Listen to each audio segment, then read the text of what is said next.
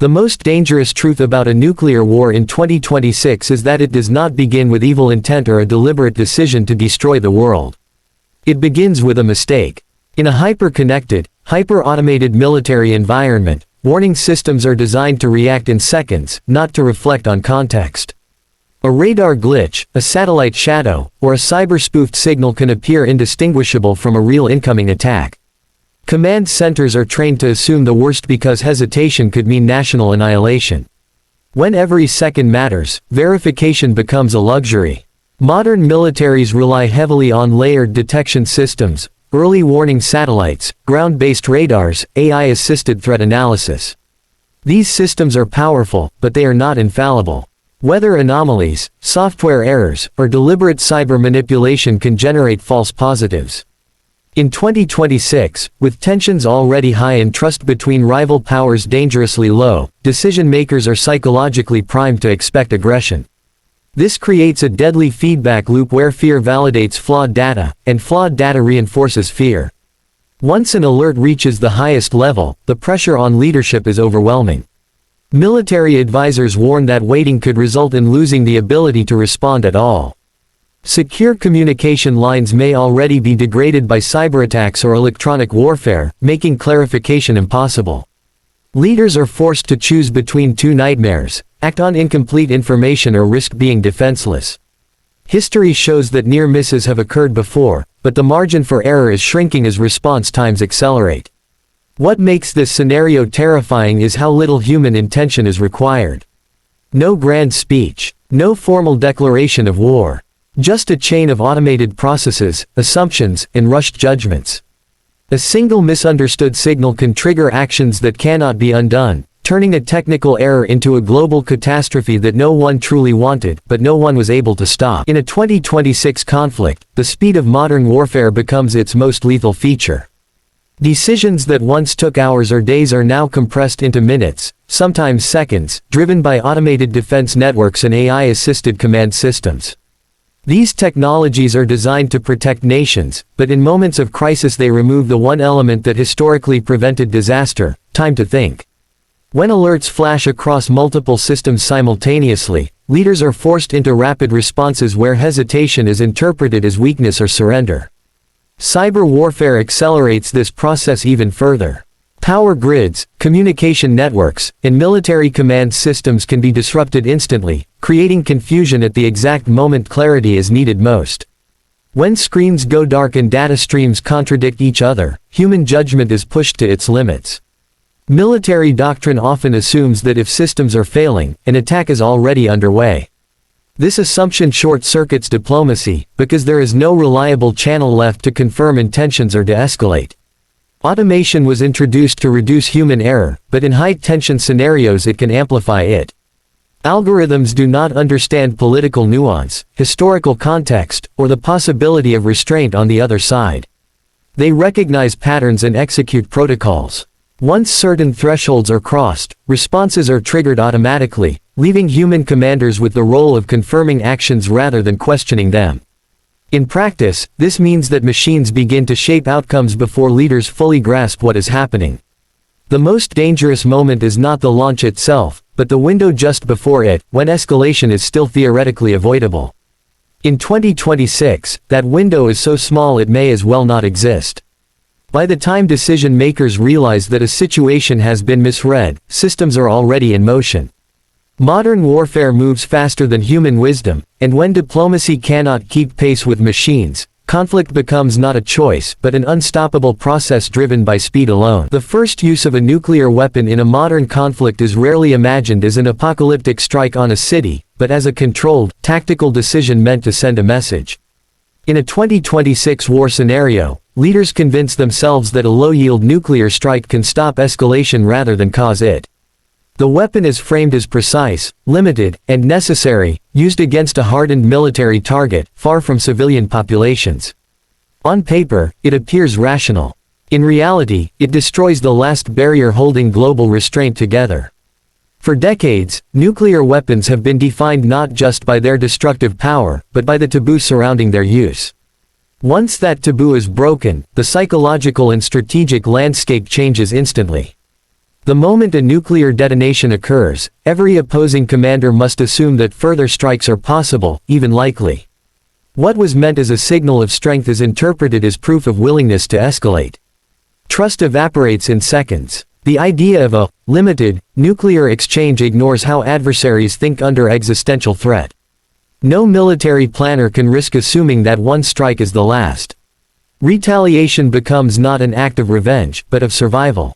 Each side feels compelled to respond in kind to restore deterrence, which quickly expands target lists and increases yields. Escalation becomes structured, calculated, and unstoppable. The real danger lies in how quickly the conflict normalizes nuclear use. What was once unthinkable becomes part of operational planning. Commanders begin discussing follow-up strikes, escalation ladders, and acceptable losses.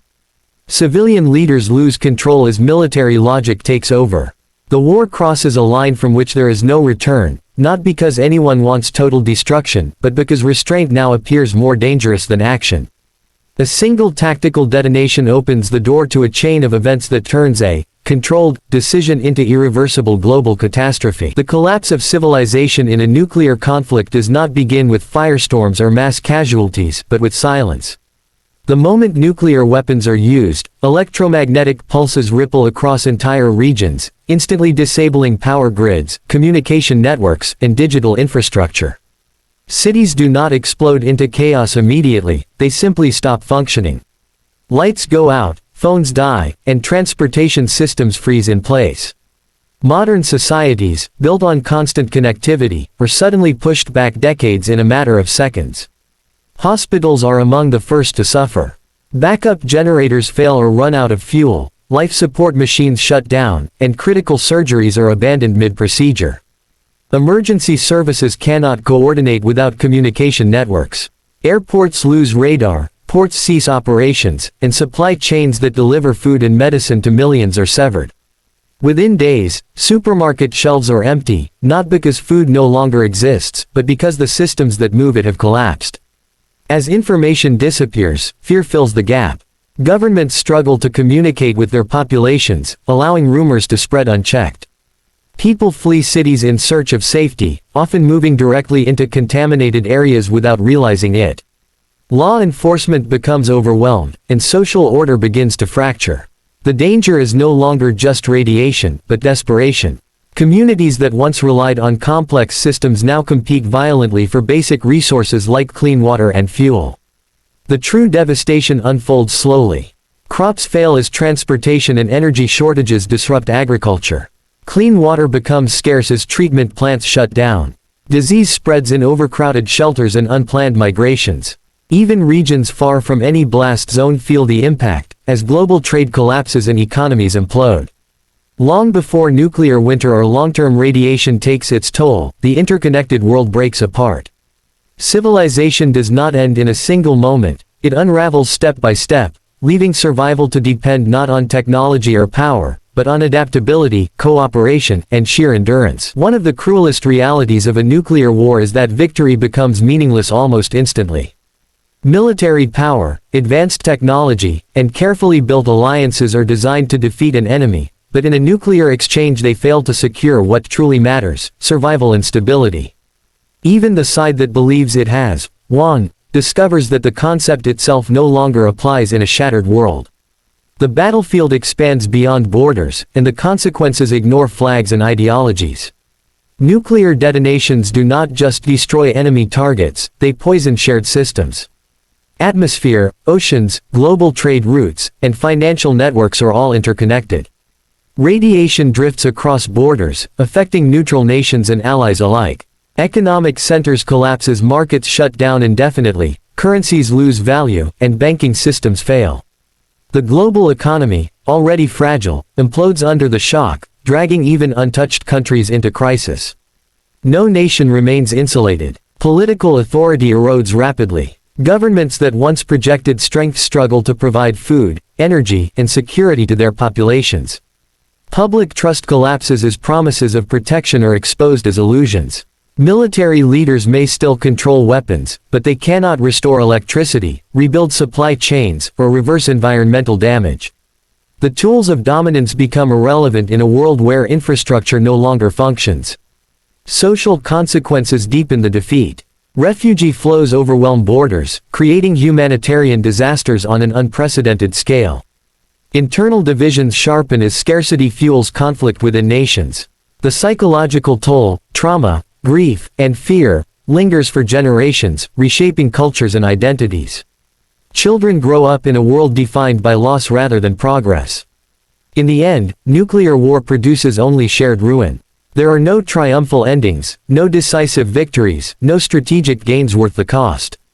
What remains is a planet struggling to recover from choices made in moments of fear.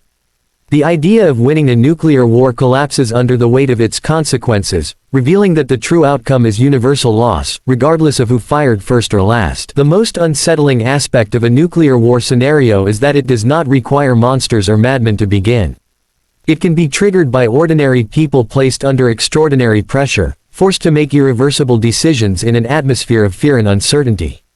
Leaders are not driven by a desire for destruction, but by the instinct to protect their nations, their people, and their own credibility. In such moments, fear becomes a powerful force that distorts judgment and narrows choices. In a high-alert environment, every signal is interpreted through the lens of worst-case assumptions. When trust between rival powers has already eroded, even defensive actions appear aggressive. Military exercises look like preparations for attack. Missile tests resemble first strikes. Silence is interpreted as hostility. Fear accelerates decision-making, pushing leaders to act before they fully understand the situation, because waiting feels more dangerous than acting. Speed compounds this fear. Modern command systems demand immediate responses, leaving little room for reflection or dissent. Advisors may raise doubts, but protocols and doctrines favor decisive action. Leaders know that hesitation could be remembered as weakness, blamed for national catastrophe. Under such pressure, restraint appears irresponsible, even when it is the safer choice. Fear reframes escalation as self-defense. What makes this dynamic truly dangerous is its self-reinforcing nature. One side's fear-driven move validates the other side's worst expectations, triggering a cycle of escalation that feeds on itself. At no point does anyone feel in control, yet everyone feels compelled to continue. The conflict grows not because of hatred, but because no one believes the other will stop. This reality challenges comforting narratives about good and evil. Nuclear war emerges not from villainy, but from human limitations, fear, uncertainty, and the inability to slow down in critical moments. The tragedy lies in how easily rational intentions can produce catastrophic outcomes, proving that the greatest threat to humanity is not malice, but fear moving faster than wisdom.